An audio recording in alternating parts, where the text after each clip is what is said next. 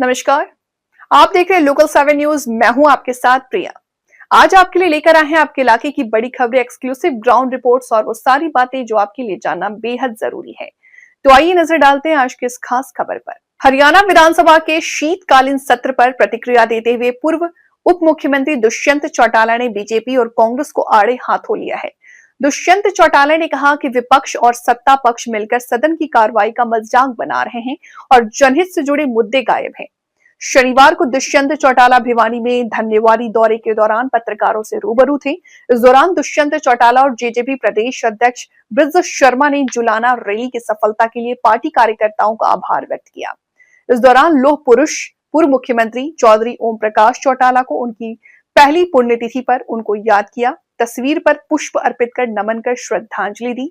पत्रकारों के सवालों के जवाब में पूर्व डिप्टी सीएम दुष्यंत चौटाला ने कहा कि विधानसभा में बीजेपी सरकार के खिलाफ अविश्वास प्रस्ताव लाकर कांग्रेस को मुंह की खानी पड़ी है और ये दर्शाता है कि सरकार के साथ मिलकर विपक्ष काम कर रहा है।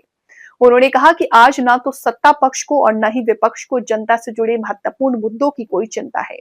दुष्यंत चौटाला ने कहा विपक्ष और सत्ता पक्ष का गठजोड़ सदन की कार्रवाई का मजाक बना रहा।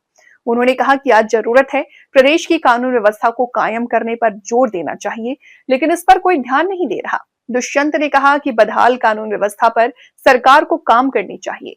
साथ ही दुष्यंत चौटाला ने कहा आज बीजेपी सरकार की नाकामियों की वजह से प्रदेश का प्रत्येक जन दुखी है। पूर्व मुख्यमंत्री दुष्यंत चौटाला ने जेजेपी कार्यकर्ताओं का आभार व्यक्त करते हुए कहा कि पार्टी कार्यकर्ताओं की मेहनत रंग लाई है और स्थापना दिवस पर जेजेपी ने जुलाना में सफल आयोजन किया। उन्होंने कहा कि अब तक 9 जिलों में पहुंचकर उन्हें पार्टी कार्यकर्ताओं से रूबरू होने का अवसर मिला है और बाकी बचे जिलों में ही जल्द पार्टी कार्यकर्ताओं के बीच में जाएंगे। दुष्यंत चौटाला ने कहा कि आज जेजेपी नई ऊर्जा के साथ मजबूती से आगे बढ़ रही है और निरंतर पार्टी से नए व पुराने लोग जुड़ रहे हैं। इस दौरान जेजेपी प्रदेश अध्यक्ष ब्रज शर्मा ने पार्टी कार्यकर्ताओं को संगठन मजबूती के बारे में आवश्यक दिशा निर्देश दिए और कहा कि घर घर जाकर पार्टी की नीतियों का प्रचार प्रसार करें। उन्होंने कहा कि आज जेजेपी जनहित से जुड़े हर विषय को प्रमुखता से उठा रही है और सरकार की खामियों को उजागर कर रही है। पैतृक स्थान पर क्या कहें? स्वर्गीय चौधरी ओम प्रकाश चौटाला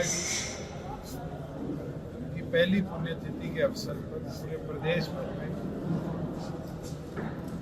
उनके भक्तों ने उनको पुष्प अर्पित भी करे और उसके साथ साथ ब्लड डोनेशन, गौशाला के अंदर कार्यक्रम, इस तरह के कार्यक्रमों के माध्यम से उनको याद करने का भी काम किया।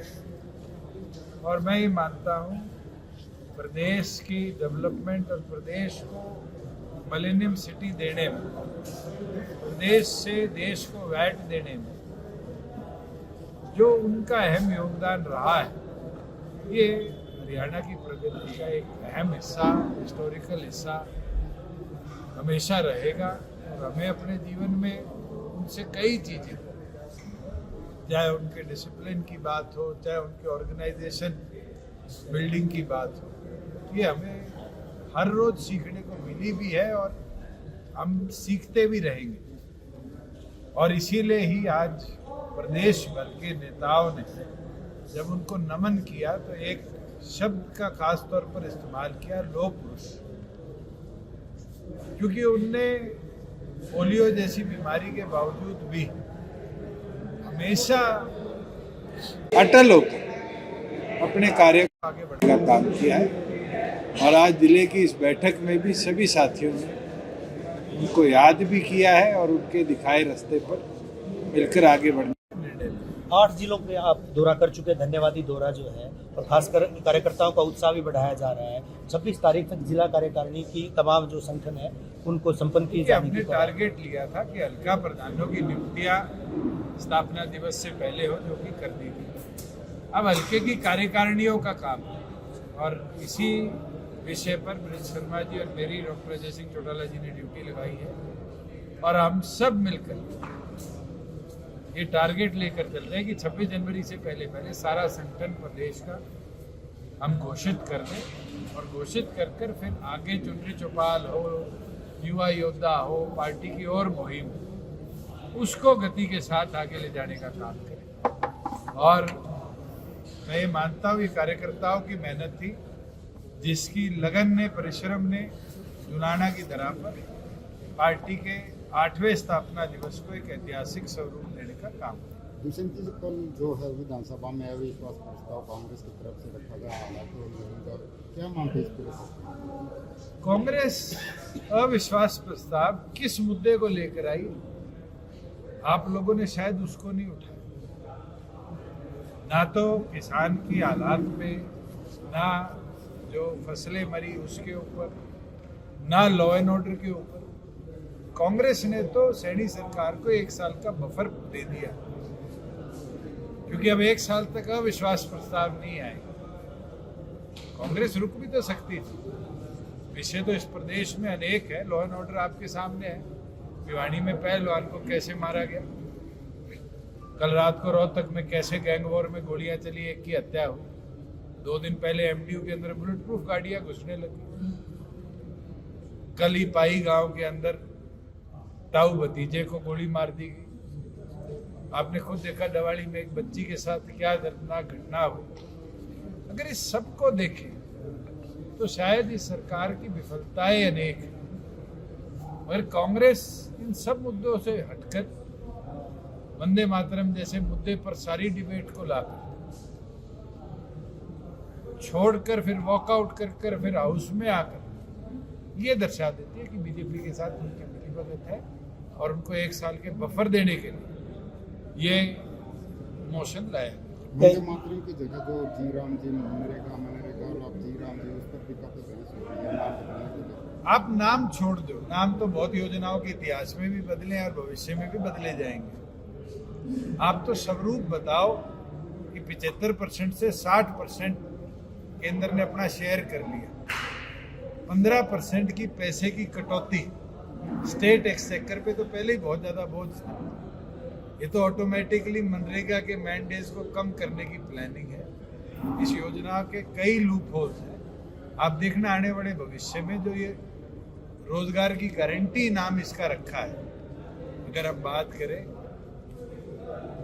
तो ये साफ दिखेगा कि रोजगार की गारंटी नहीं है, गरीब को रोजगार से वंचित करने की गारंटी स्कीम है बनाई। पिछले सप्ताह रणजीत सिंह चौटाला जी आए थे यहाँ एक कार्यक्रम में, एक बड़ी रैली करने की बात कही है। हिसार में एक बड़ी ऐतिहासिक रैली करेंगे, 1 लाख से ज्यादा की भीड़ जोड़ेंगे। एक प्रश्न के जवाब में उन्होंने कहा था कि परिवार को एकजुट करने की मैंने भरसक कोशिश की है। अब दुष्यंत और अभय जी जो है वो लोग लग करके, मैं तो हाथ जोड़ता हूँ इस मामले में। हमारे राष्ट्रीय अध्यक्ष ने इस चैप्टर को ही बंद कर दिया, तो शायद मुझे इस पे उससे ज्यादा टिप्पणी करने का कोई औचित्य सामने नहीं दिखा। मिशन 2029 रखा गया है दुष्यंत जी। मिशन 29 भी हो, 28 भी हो, 27 भी हो, कार्यकर्ताओं को रेडी कर मैदान में उतारना मिशन है। और मुझे लगता है सभी संगठन के साथी बड़ी अच्छे तरीके से इस कार्रवाई को आगे बढ़ाएंगे भी, ले जाएंगे। रणजीत चौटाला ये कह रहे हैं कि कुछ क्षेत्रीय पार्टियों का कोई भविष्य नहीं है, क्योंकि उन्हें कांग्रेस साथ जाना पड़ता है, भाजपा जाना पड़ता है। आप किस तरह से देखते हैं? भिवानी पहुंचे थे। किसी के कहे क्षेत्रीय दल समाप्त नहीं होते। क्षेत्रीय दल की अपनी एक ताकत है और वो ताकत प्रदेश के अंदर हमने अभी दिखाई है और देश भर में अलग अलग पॉलिटिकल पार्टी दिखाती रही।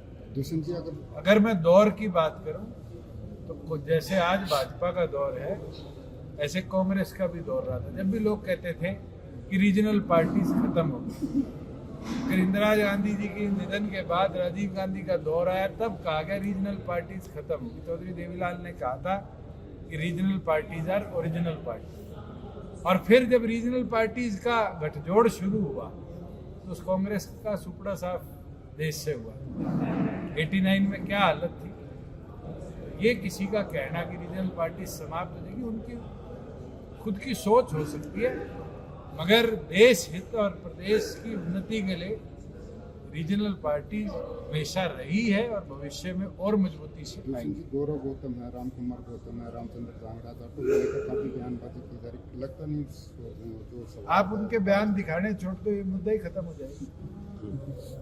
असलियत में तो इस चीज को बारी बारी दर्शाकर आप लोग ही उनको पब्लिसिटी दे रहे हो। मैं तो कहता हूं कि जो इस सोच के व्यक्ति हैं उनको जनता अपने आप जवाब देती है, अगर आप लोग दिखाना छोड़। और जितना वो फेम इन चीजों से ले रहे हैं। अगर उन फेम मिलना बंद हो जाएगा तो कहीं ना कहीं समाज में ऐसी बात कहने वाले व्यक्ति भी अपने आप लुप्त हो जाएंगे। 80 को नया जिला भी बनाया गया, तो किस तरह से देखते हो? अच्छी बात है, 23वां जिला है, 10 लोकसभा के प्रदेश में 23। तो ये थी आज की अहम खबर, वो हर अहम जानकारी जो जानना आपके लिए जरूरी था।